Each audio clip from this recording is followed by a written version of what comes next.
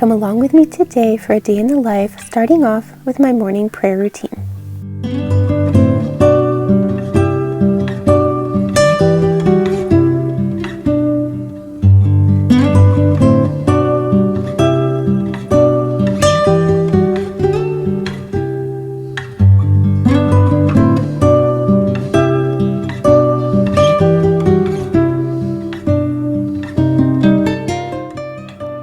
I start off my day with my morning offering, and then I have this new desk that I got for Lent, and it has been a game changer.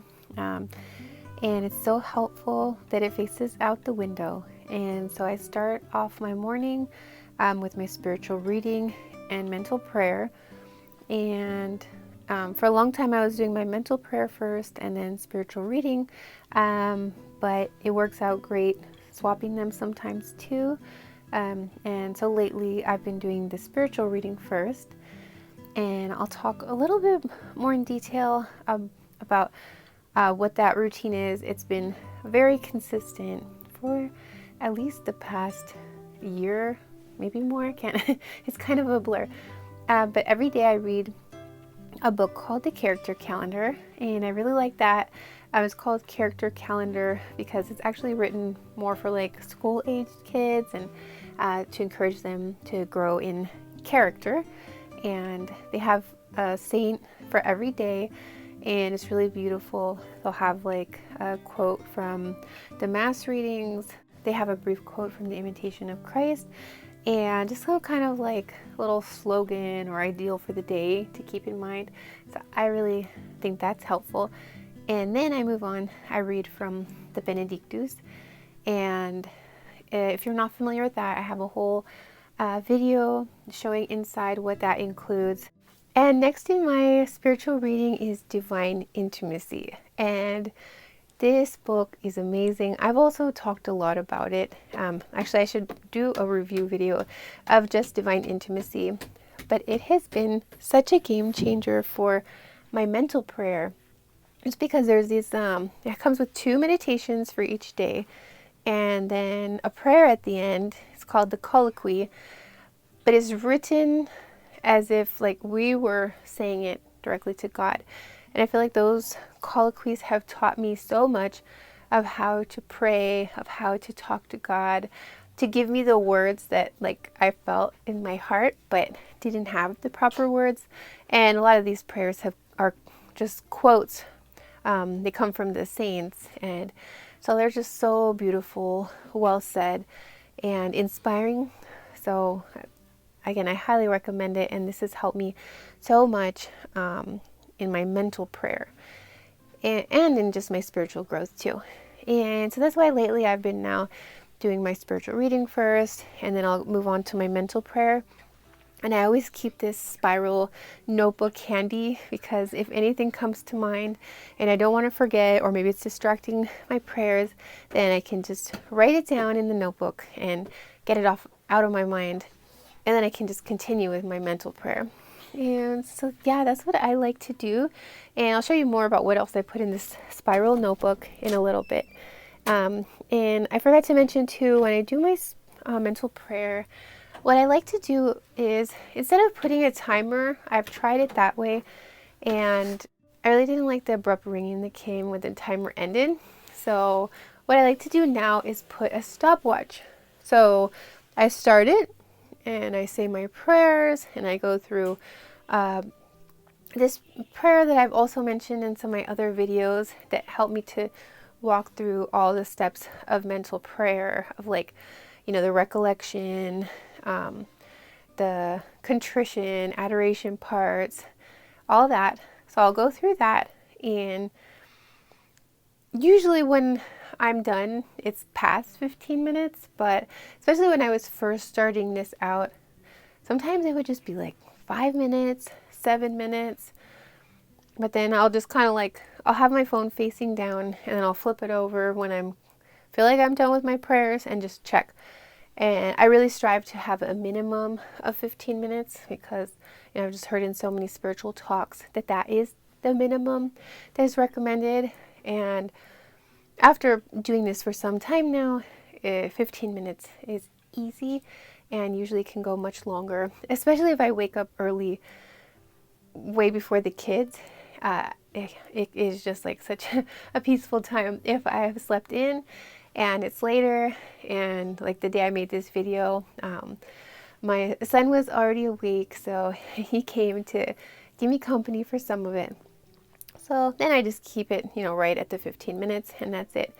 Because the most important thing I feel like is just being adaptable, and God is happy for our efforts. And so yeah, that's like my morning prayer routine. Then I switch over to this spiral notebook, and I like to write down my prayer regimen, which includes that morning offering, spiritual reading, mental prayer, new Angelus at noon, the 3 o'clock prayer, also our family rosary. At this time I was doing a 54-day novena, so that's why I also included it there. And then we have our night prayers with our examination of conscience. So that's my prayer regimen. And then I have this other little spot where I write down the 5 priorities or categories. And I've talked about this in my Mother's Role of Life video.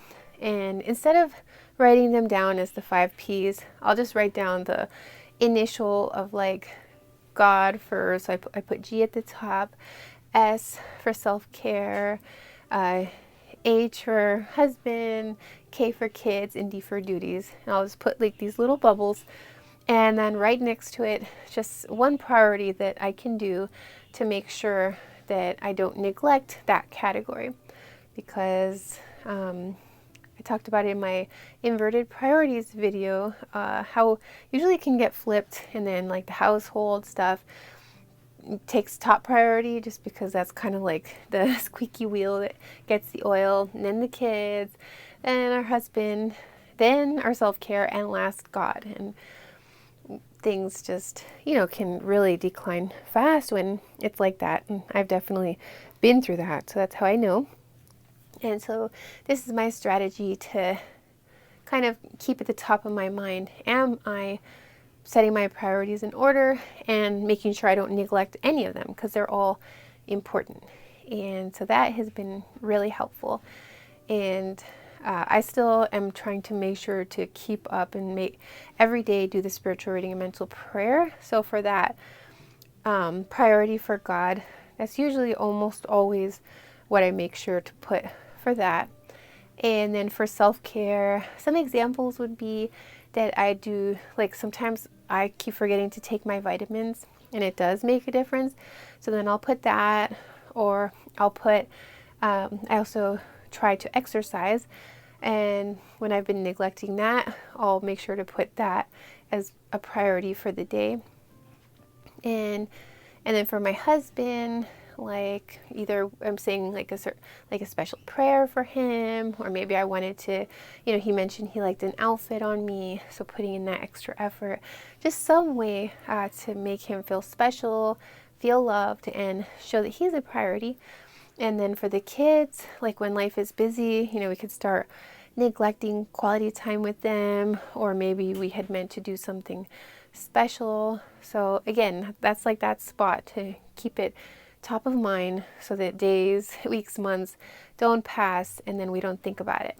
And then last but not least, the duties of the house. And there's always like the typical chores, but sometimes there's just like one spot or one thing that we keep neglecting or forgetting to do. So I'll put it there. Like, yeah, I need to deep clean this room, mop, vacuum, or maybe it's laundry day. So I have found it really helpful. So that's why I do that.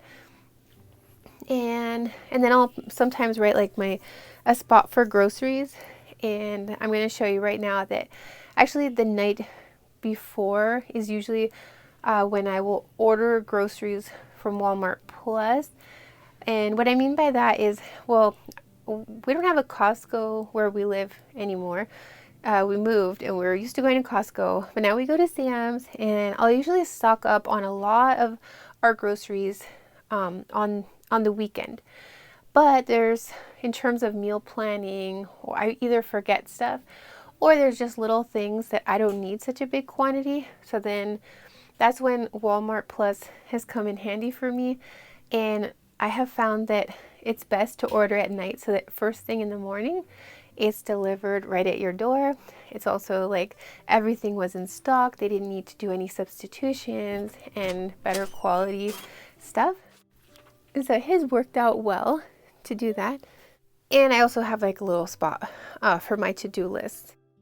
And I'm planning to make another video on how to specifically make better use of your planner, no matter what kind it is. It could even be just a spiral notebook, so stay tuned for that one. But I wanted to say that in the introduction of my video, I showed that like I have wavy hair, and then, you know, in my morning prayers, like it's already all smoothed out.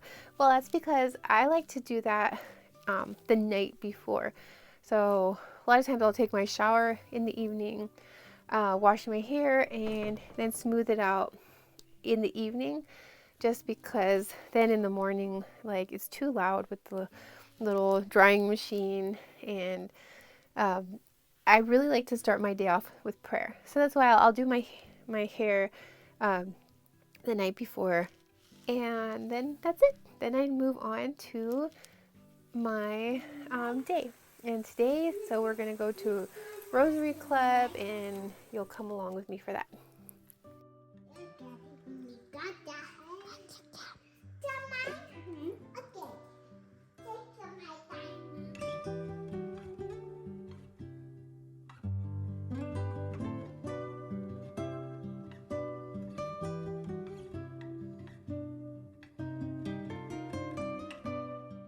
And here you can see our collection of beads, and what we do at Rosary Club is we make missionary rosaries, and they're going to the Dominican Republic this year, and it's just a lot of fun, and we've been doing it for about a year now, and it's been a really great blessing because we actually met the one who taught us at the 40 Days for Life while we were praying the rosary. And the day that I'm filming this, it was the feast of St. Ignatius of Loyola. So I wanted to make a rosary that kind of just reminded me of him. And so here's how it came out. And then after, we head over into the church, and that's where we'll say the Angelus. If you don't have it memorized, the Benedictus has it, or I like to just look it up on EWTN. And once we get home, it's time to do a few chores around the house and start making lunch.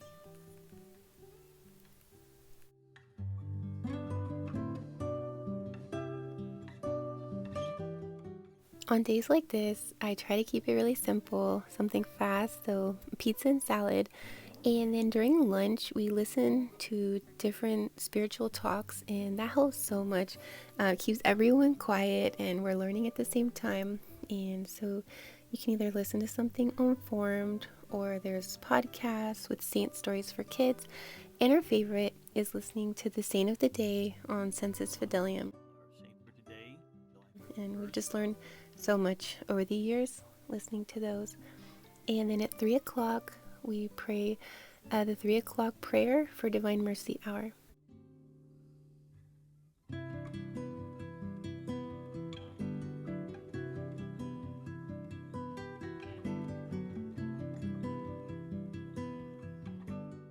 And then sometime in the afternoon, I usually will then say my 54-day novena rosary, and then soon after, we say our family rosary.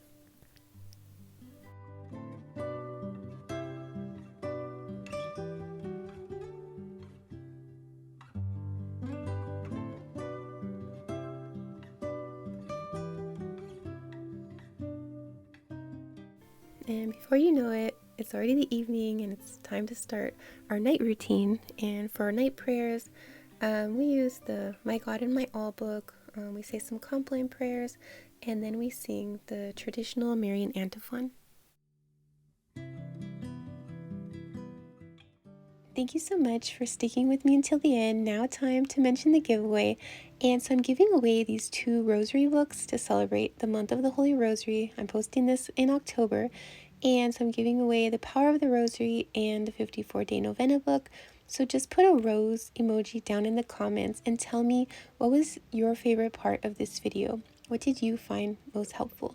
And thank you so much for watching, and God bless you.